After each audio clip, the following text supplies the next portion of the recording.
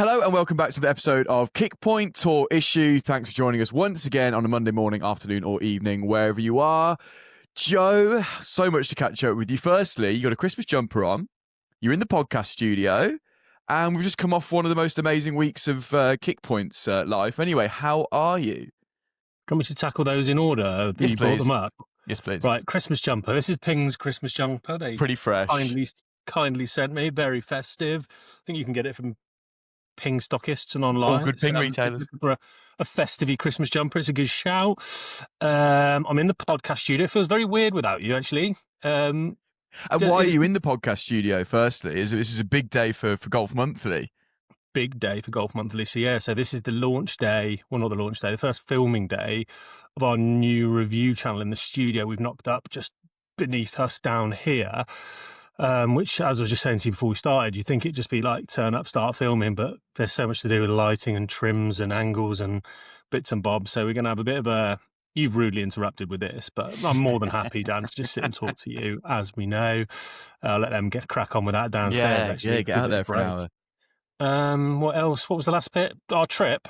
We're on the Monday. I'm a bit jet lagged. You're you're performing very well for how I know you really feel. So good for you. Yeah, not good at all. I reckon, when did I last see you? I last saw you, Friday evening? Friday evening. So, yeah, you took a different flight to me. I stayed in Raleigh for an extra day. I reckon, and it's now, Monday at nearly 11 a.m. we're recording this. If I've had 4 hours sleep since the last time I saw you, I'd be staggered. Oh, man. I don't know how you're doing that. For what it's worth, I had 3 hours of REM alone the other night, according to my sleep device. So I'm flying, for what it's worth, if I may. Thanks to the wonderful services. This is not sponsored. However, JetBlue Airlines. Wow. What was that all about? Never flown them before. I might have done a couple in the past. Their transatlantic service, 10 out of 10. I watched the football all the way across the Atlantic on Saturday. What you were a time to be alive, weren't you? Yeah, you were but you'll hear much more about our trip to Pinehurst, which was I am full kit what's it today. For those watching, I've got my number 10 hat on, my Pinehurst number plate above my head if you're watching. You'll hear much more about how unbearably happy we were about that trip on Friday's episode, where we've got Peter Finch coming on for What's in the Bag and a bit of catch up from our trip. But Joe, for now, for this Monday episode of Tour Issue, what a glut of golf we had over the weekend, and what a glut of things we've got to talk about. Scheffler moved into Qi4. We got our first glimpses that we're allowed to talk about of Callaway Quantum and Cobra OPTM, and we've got 3 Whitbys to touch on because there was so much golf this weekend across the globe in some brilliant tournaments. So where do you want to get started? I know you've got some really cool insights on Scheffler's new driver. So even though I know he's not a winner this week, it's a new TaylorMade driver. It's the best golfer in the world. It's the kind of thing we've got to talk about. So what's the news, Joseph? Well, we missed loads of it travelling, didn't we? So we're frantically catching up. I caught the playoff last night, Hideki and Noren. Watched a load of highlights of the Aussie stuff. But yeah, we missed a lot of it travelling. But yeah, loads going on. Do you want to start with Scottie, do you? I think so, yeah. This feels like the headline for me this week. Yeah, since we sort of started this podcast, we've just been talking about Qi4D because of this early release. Qi4D podcast. It is essentially, isn't it? So yeah, early release, everyone's going in it. Wow, now we've got the world number 1 in it. And drove the ball really, really well. Statistically, didn't bat an eyelid from what he normally does. So it looks really good. He's in the Qi4D, the core model by the looks of things. He's playing at a very low loft of 7.5. But interestingly, staying with that bright blue face that's essentially from 2023. So yeah, seemingly from our chats with Adrian and from other stuff I've heard, he plays it, obviously playing in it in that sort of very kind of low loft setup of 7.5, which suits his launch conditions. It shows you how important the visual is, because if you don't see enough face, I mean, you know you've not got much loft and you don't see much club face, you can start to do some things that aren't great in the golf swing for certain people. You might back up and try and help it up into the air. So it's interesting how important the visuals are. And he sort of struck upon it apparently when he first went into Stealth 2 with TaylorMade, that bright red face where he could see a lot of loft and started driving it a lot better. Didn't feel like he needed to help it in the air because it looked like it had plenty on it. Then they obviously made that much brighter blue face for him in Qi10.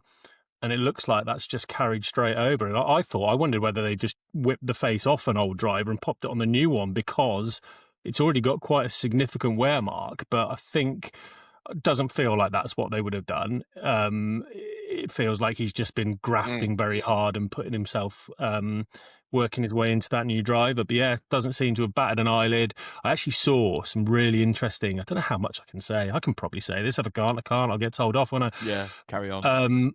I went to test the new TaylorMade product at a really cool studio, actually, the new Full Swing studio down in Wokingham. And a few of the guys were there from TaylorMade, and I actually saw one of the guys took me aside and said, "Come and have a look at this. You're a nerd. You'll like this." I was like, "Beg your pardon." And he took me over to the computer, and he'd been sent from one of the fitters the Excel spreadsheet that's just straight extrapolated from Foresight and TrackMan, unaltered. You could just see it just come straight from there. So I was looking at the raw numbers from both Rory and Scheffler from their first two sessions, just shot after shot after shot, everything, every parameter. That's and cool. Blimey, it was like, A, really cool to see, but B, significant difference in a couple of parameters in for both of them, both picking up more clubhead speed, which was I can't talk about stories, but they were picking up clubhead speed, and subsequently ball speed. Obviously, the two tend to go hand in hand. But what I noticed most on both of them was kind of the spin differential from like the highest to lowest spin over the session. Very, very tight. Like really, you know, if you're picking up more yardage just based on it being quick, great. But if you, over the course of a season, if you strike him one low on the face, for example, and it spins up and it doesn't go anywhere, your average yardage for the season is going to be compromised. It seemed to be a lot of wherever these balls were struck, because there was face, there was impact location stuff on there as well. The spin differential was so tight. So yeah, promising, very promising stuff. How cool to see that, by the way. What a great bit of insight you got there. And is that now 3 different faces we've seen on various Qi4D product? Am I correct in saying that Tommy's, Rory's, and Scottie's, the ones that we've investigated more closely than the Nakajimas of the world, for example, who I know have moved into it, are they all different? Yeah, seemingly so. I mean, I think there's a couple of bits you can't talk about yet. Like, I know a couple of things about the face and a couple of the options in terms of face, which you can't talk about yet. But yeah, so I guess the only way I can answer that is yes, we have seen 3 different faces so far, Dan. Okay, I won't probe too much there then. And played really well. I guess we can go on to the tournament now, seeing as we're in that space. And well into Hideki, who I was watching a bit of the coverage, and Simon Holmes picked him before play started. He said, "Watch out for Hideki," and he played brilliantly. He was raiding in putts from places he didn't quite deserve to. He had that hole-out eagle on the 10th. And just sort of put the Straka versus Scheffler thing, which I think everyone was expecting, to bed, really, with how well he played. So a comment on him, Joe. And then who put 50p in Alex Noren? And why is he now one of the greatest golfers on the planet? He's always been great, hasn't he? But yeah, he's having a little sort of purple patch. I listened to his interview afterwards, actually, Noren. He was saying, just at that point in my life now where I've just stopped caring so much, it's not life and death to me. So when you're in that position as a golfer and you not care, but it's not the be all and end all. It's quite liberating, I think. Frees him up, and he's just playing with house money. He's early mid 40s, I think. He's had a great career, kept himself really fit, and he's just playing with ultimate freedom. So I think he put 50p in himself, to answer your question. He's looked tremendous, hasn't he, for the last 12 months or so? He would have been a really great addition to that Ryder Cup, but his run came just that little bit too late. Hideki, it's just so inevitable, isn't he? Like, I'd love someone to do. I know so little. For someone who's been quite significantly there in all the golf I've watched for the last 2 decades, probably, winning a major, winning multiple tournaments, always up there on the money list, always a threat in every major, but no one really mentions it. No one knows, well, maybe someone does, but I know so little about him. Other than his equipment, I'd love someone to do a deep dive into his history and things like that. He's just, like I say, he's just always kind of been there. But yeah, I completely agree. I think it's because him not being English speaking, we don't see a lot of interviews with him. and that's where you get all your insight from, isn't it? I know he probably can speak a bit of English, but he chooses not to. And I'm like, you know what? Fair enough. I don't expect you to, especially if you're not that confident with your English to go in front of camera. I wouldn't whack out my Japanese on camera, for example. And that's why I think there's a bit of mystique about him. And when you sit and watch him play, like I managed to do a decent bit last night, he's just quite funny as well. He wore a one-hand finish one that goes to sort of 25, 30 feet. Loves I think it was on the 12. one-handed finish. I think it was on 12. He went for the one-handed finish, and it finished pin high right. It wasn't a great shot, don't get me wrong. It was like 30 feet right, maybe a touch more. On comms, they were like, no damage there, make a par. Obviously boxes it for birdie. And you're like, God, this guy is fairly relentless. And to shoot what he shot yesterday, knowing what was happening ahead, it was a bit of a birdie fest. The wind was down, it was damp. Like, he's just brilliant. And onto his equipment, nothing much has changed. You can go see our What's in the Bag we did on him a decent while ago now, I think this calendar year. Not much has changed. I do want to comment on, I've got it in front of me here, his little Rad Speed 5 wood with nice bit of lead tape toward the heel and right toward the back of the sole. Very small for a 5 wood, actually. I almost mistook it for a little rescue, little baffy, especially with those rails on the bottom. Yeah, it's an interesting little piece. It's been in there ages. Obviously, it can get a bit steep at times, so I wonder whether the rails are a bit of insurance policy for him there. But yeah, I don't mind that. It's almost like, you know, my Apex UW that I love. Yes. It's almost small enough to be that sort of dap, isn't it? But yeah, that can be quite useful sometimes if you. I don't know many people. I mean, there's been a bit of a trend towards slightly bigger fairway woods in the last couple of years, like QI10, QI35, slightly larger footprint. But I think in that sort of bridging the gap between fairway and irons, I don't mind a little smaller profile, and clearly Hideki doesn't either. I thought it was quite an apt way to finish the year for Srixon, because they've had a great year. Great and point. At one point yesterday, they ruined it because I had a really good segment about a Srixon 1, 2, 3 to finish the year. Because when I first flipped on with a few holes to go, it was Hideki, Straka, and Spawn 1, 2, 3. And that would have been so poetic. And I thought, what a wonderful way to finish the year. But at least Hideki held on for me. But yeah, what a great year Srixon have had. Like we said at the start of the year, is this when the sleeper brand finally wakes up? Always made great equipment, just needed a little bit more to get over the line and a little bit more recognition and a bit of luck sometimes, Joe, I think. In some not luck. I'm not saying these tour players have got a bit of luck, but from Srixon's point of view, the guys and girls who throw money at to represent their product, just to go and have a good year, and they've had a lot of players do that, which really helps. I'm not saying they've still made great product this year, but it really does help when you get that kind of publicity. So ZXILS driver, our favourite 3-wood, Joe, QI10, the Rad Speed 5 wood, Z Forge 2 irons. Now remind me, who the heck won last week? Puig. Was he the same ones or a different one? Is that back-to-back wins for those irons? From memory, they were certainly the Z Forge, but I can't remember if it was the Z Forge or the Z Forge 2. I think Hideki's Z Forge 2, but his are one of one. They're not the retail Z Forge 2. They've got a different sole. They've got a very different head shaping and a little bit of a different offset. So yeah, don't get too caught up on that because they aren't quite Z Forge 2. But yeah, what else I remember from Hideki? The two other points I was going to make. Big graphite design man, loves that Tour AD DI shot. See that from a mile away. I tell you what, it goes lovely with his bright yellow polos he likes to wear. Big orange shaft, bright yellow polo, big A6 shoes. It's certainly a look.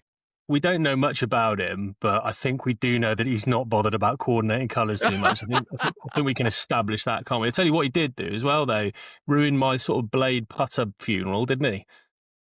Hey, he's coming to the blade. They're coming out the coffin. They have risen. They have risen at the eulogy. They're back. What did he actually end up in this week? I didn't. Do you know the model name? I think it's the one. Anything could be 18, couldn't it? No, he's other than that win at the start of the year in Hawaii, where he went centre shafted and shot 478 under par for 72 holes, and then decided that wasn't good enough. He pretty much goes back to the same sort of Newport 2 style. He basically just carries those other dozen with him every week as like just for S and giggles, I think, doesn't he? Well, and a threat to the main one to just say, just so you know, you better perform because there's plenty waiting in the wings. Must put his baggage fees up quite a lot every year, mustn't it? Having to carry an extra bag of putters around, but I'm not sure he's too worried about that. Like I feel like he's okay. Yeah. One issue with JetBlue, they don't have to charge a lot for an extra bag. Yeah, sorry JetBlue, sorry. You can get good and bad on this podcast. So yes, a very good year for him, a very good year for Srixon. Fun little event that, just 20 guys in it, but it's nice to see them all playing good golf. We'll come on to the other events very shortly. However, some other gear news that appeared from this event and elsewhere are our first looks at Callaway and Cobra's new drivers, Joe.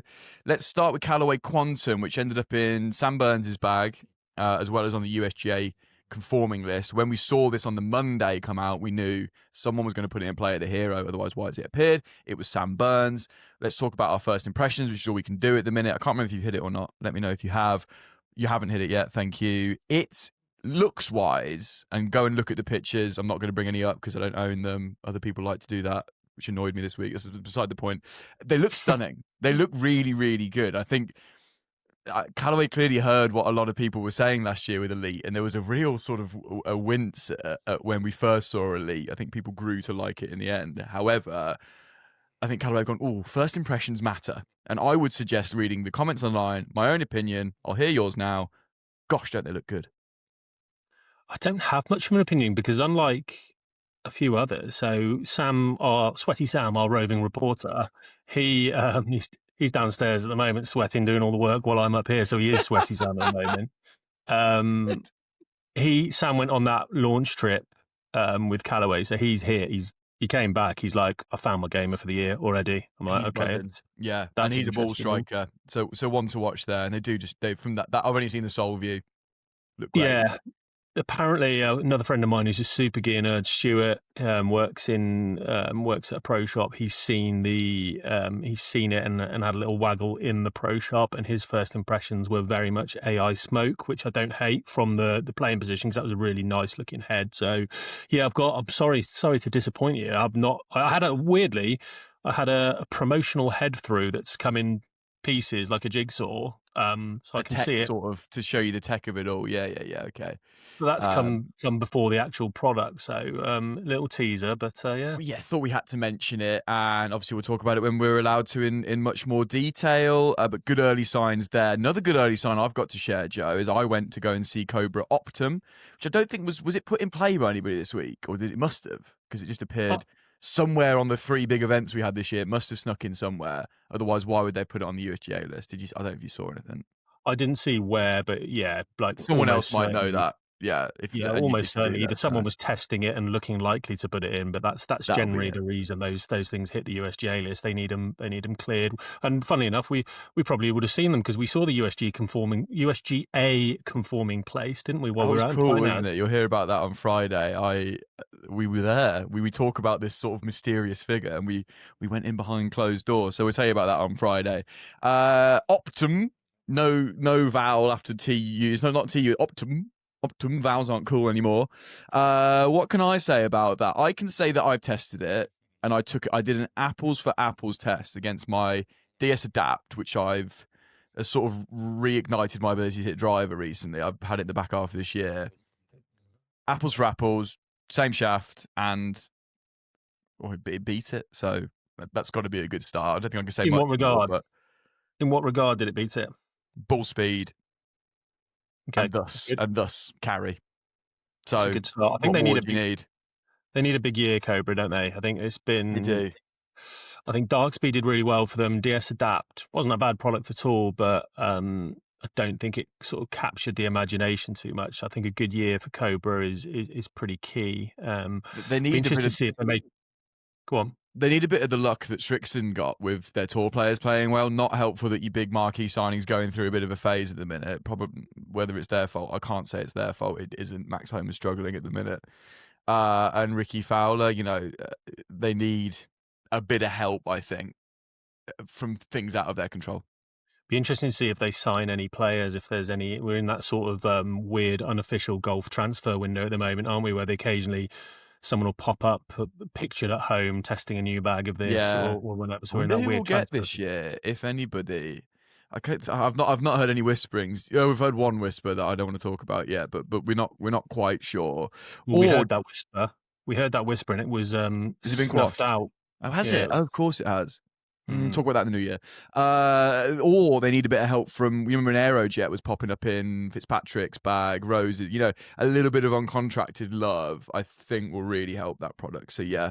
Well, I was listening to, I mean, you've hit the product, but I was listening to Johnny Wonder on another podcast, and again, they were sort of doing what we're doing, just dancing around. Yeah. Can't name this, can't say that, but very much was like, I can't wait to see this Cobra Fairway get out into the wild and see what people make of it. So maybe that's got a touch of the Aerojet, that it could sneak into some other bags, because that's good early chatter from the likes of Johnny Wonder. So yeah, and whether Future Fit 33 returns or not, does return. It does. It definitely does. I want to give that more love next year. So we'll talk about that when we're allowed to.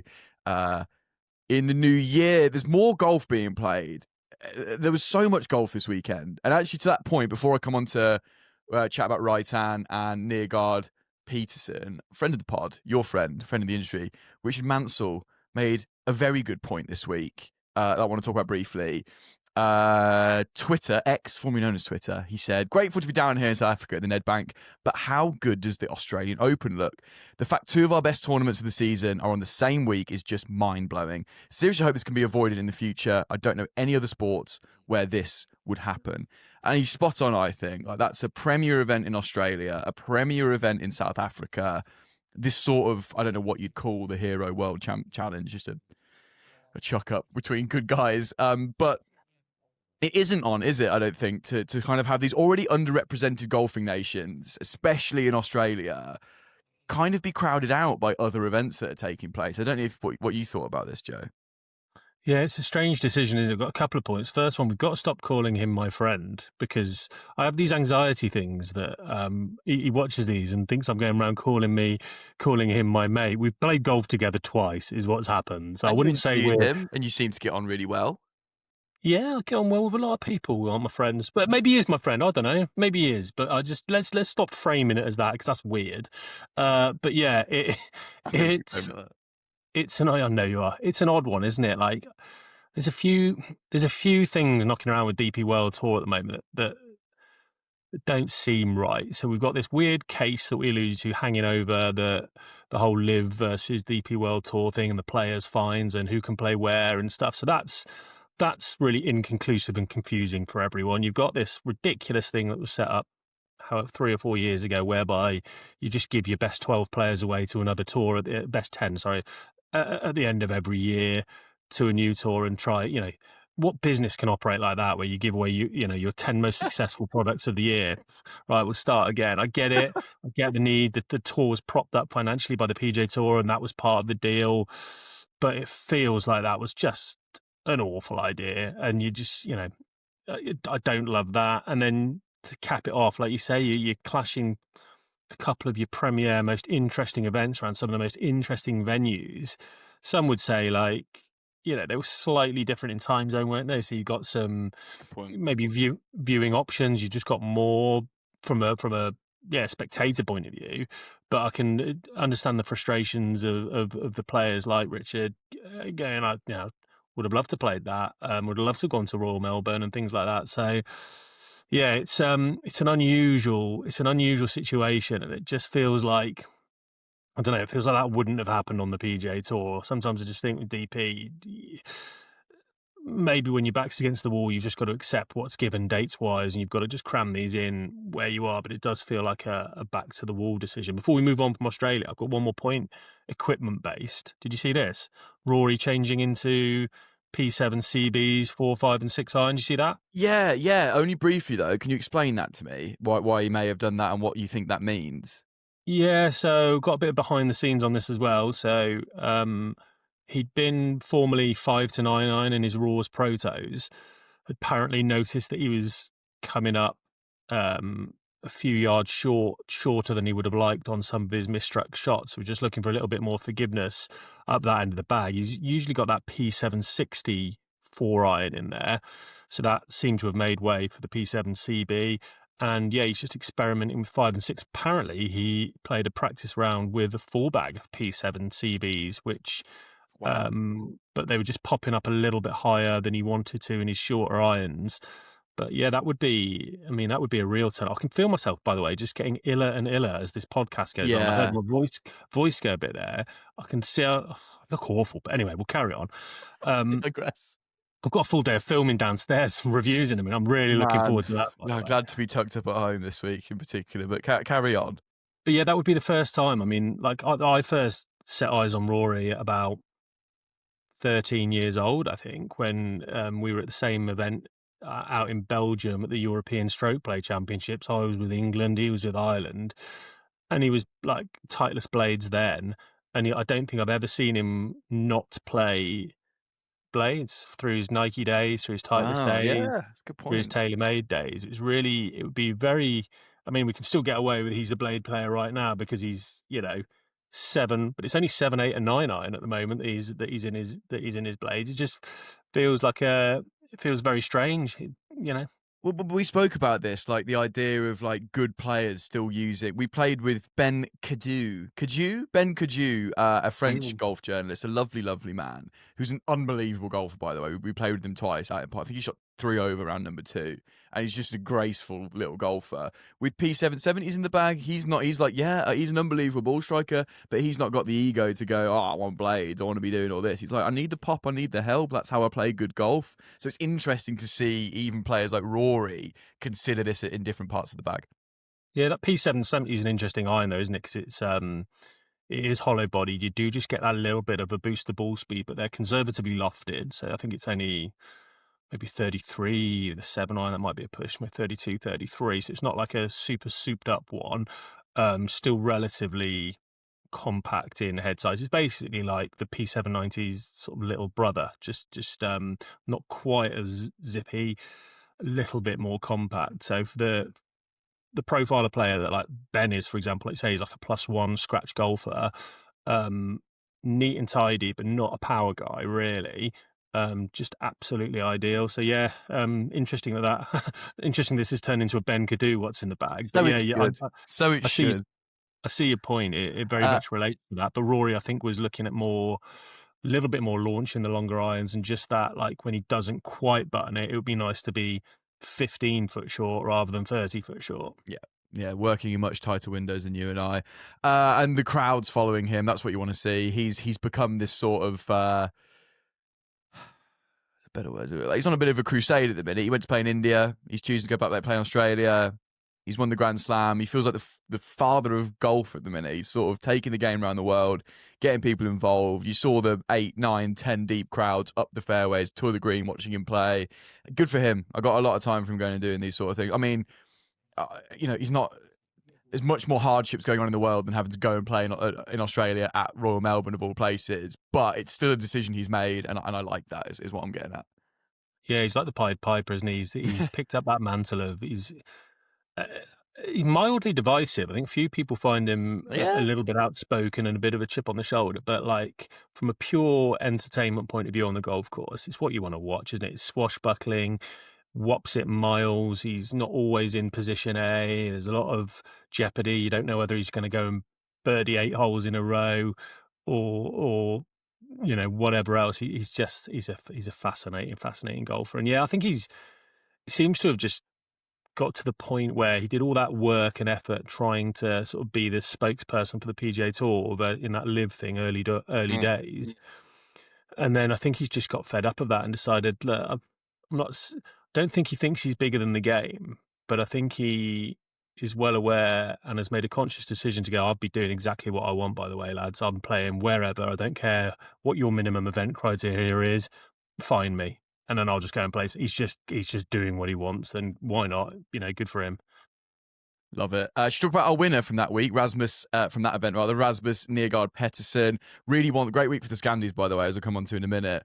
One to watch for sure. Young lad, beautiful swing, and a good week for Ping, Joe, because we'll come on to talk about Reitan in a minute. Full Ping bag. I think he's Qi4D all the way through. I will comment once again, he's in the new Under Armour clone shoe, which is getting me excited to talk about them. I wore them all week out in Pinehurst. Still can't find anything wrong with them yet. trying my hardest before the embargo lifts, so I can say something critical about them. But a big win for them. Spieth was in them as well, if you were watching in the Bahamas. But yeah, a big week for Ping, Joe, and he's a full Ping man, and I think in the new S259 wedges as well. Correct me if I'm wrong. Yeah, you said G440 throughout there. I assume you meant in the metals. I don't think Neergaard-Petersen rocking the G440 irons as good as they are for the game improvement category. I don't think he's there. I think he's an I240 guy actually. I think he was I210. I think Oh, is maybe he that might switched be. now? I might be reading an old piece this morning. Think he might be potentially. I saw him certainly testing it at least. There's actually our friend Dan Hendrickson did a good what's in the bag with him earlier in the year at Stoke Park. I think at one of the Under Armour Yes, Under Armour it's an booths. Under Armour event. Go watch that. Actually, yeah, great shout. Yeah, that gives you a little bit of insight into him. And he just A, he seems like a really nice fella. Dan spoke very highly of him, and B, he's one that apparently a lot of other players talk about. And when other players are talking about someone being a flusher, And what an event to go and win as your first, by the way. Get that out of the way. I'm an Australian Open winner. Okay, welcome. Watch out for him next year. And then in South Africa, Kristoffer Reitan, a Norwegian winner. Is that right? I hope you're not going to ask me much about this, because that's the one event I saw little to nothing of. I saw about 3 shots of guys whacking it over a lake. Sorry, everyone. Yeah, we've missed that one. And I'm really anxious that we've got nothing to talk about next week because there's no golf on. Yet here we are, just sort of looking at it. Whatever. We'll figure it out, Dan. We'll figure it out. There's always something to talk about. G440 Max Driver, G440 Max 3 Wood, G440 Hybrid, Blueprint Forged S, 159 wedges, maybe 259 now. And 2 wins for the 2025 Pro V1, Joe. If you're a Titleist and Ping man today, you've had a good weekend. And I guess good for Ping, seeing as everyone's going to talk about other product now, as we have done already. People winning with their products carrying over into next year. Well, you don't need to worry about Ping, whether they went on a 4-year release cycle or a 10-year release cycle. The product speaks for itself. It's so solid, so reliable. I don't think the folks at the Ping marketing department will be too terrified about other launches. They know what they're doing, and they make just a sensational product throughout. So yeah, don't worry too much. And there is something a little new coming that arrived at my house a couple of days ago, actually. This is the one I'm most excited to hear you talk about, is their new K driver, because of how vehemently you enjoyed the last one. Pretty confident you can't say that, but well done. Say what? The name of it? Yeah, is it out there? We've seen pictures of it. We spoke about it 2 weeks ago. Fine. Don't say the tech story. They don't want us to talk about the tech. Anyway, we digress, Joe. I must let you go and go start this new review channel. So yeah, for those who don't know, new Golf Fluently review channel coming in, our new Performance Lab. That's where Joe is now. And you've got 2 days of recording to go if your body holds up. Do stay well, darling. I don't hope you crumble and die down there. I'm going to do what I'm going to be the Dan Parker of the review channel for the next 2 days. I'm going to sit behind the desk just emceeing things while I make Sam do all the hitting, because he's A, better, and B, much healthier than me right now. So, I'll be sat in the corner with Lemsips and warm things, just clicking the mouse. Dose yourself up, big man. We look forward to seeing these videos. Thanks for taking some time out to chat with us this morning about everything that's been going on. That leaves us to wish you a good rest of your week. We're back on Friday from just shout out to GMS, who is a wonderful golf agency who we worked with, who took us out with Golf Pride last week, who we let us borrow their videographers for the podcast you're going to see on Friday. We shot it outside the cottages on number 8 as the sun began to set. And it's not been edited yet, but I've seen it. It looks stunning. So on Friday, you're going to hear about our time at Pinehurst. We do some equipment, Ask the Pods. It's not going to be a full Pinehurst loving. We've got some Ask the Pods. And then a What's in the Bag with Peter Finch, looking at his bag from this year and going into 2026, actually. And he was great company all week, wasn't he, Joe? And it was a really good What's in the Bag. I was stood behind the camera for that one. And it was one of those nice ones where you don't dwell too much on the actual physical equipment, but you both spoke around equipment more broadly for most of it, which I think a lot of people can learn a lot from. So he's just a good guy, isn't he? I didn't really you'd met Pete before. I'd not met him a Pete. couple of times. Yeah, watched a lot of his stuff, and we do a bit with him at Golf Monthly. But all of a sudden, you get chucked into a cottage together for a week in America, and you get to know people. You get to know people very quickly, and he's just a really nice guy, isn't he? And then by the end of it, we were sort of packing up to go, and he just Are we going to do a full podcast as well? He was so keen. It was great. He's like, can I come on? I was like, yeah. And about an hour before our airport transfer, set up the cameras, get the mics on, and we shot the S with him about more equipment stuff. Don't know where that's coming out, but it'll be soon. So you can look forward to that. So yeah, that's what's coming. That's one to watch out for, I think. That was chaos. That's a fun one. It's absolute chaos to start with. We tried to do it with the other people around in the cottage who thought it'd be hilarious to set up their own live audience, Matt Fryer being one of those. On the pool table where the cameras were placed, just mess it. So yeah, a chaotic start, good fun. Pete was relaxed, really good insights. Yeah, that'd be a good one to listen to, I think, wouldn't it? And yeah, I'd like to echo your sentiments to GMS. That was such a cool trip. What good people. Jake the Snake and Georgie Porgy Pudding Pie, their videography team, made us look stunning, and you'll see all that on Friday. We do look good, Joe. And I got my same hat on. Take this off, it stinks.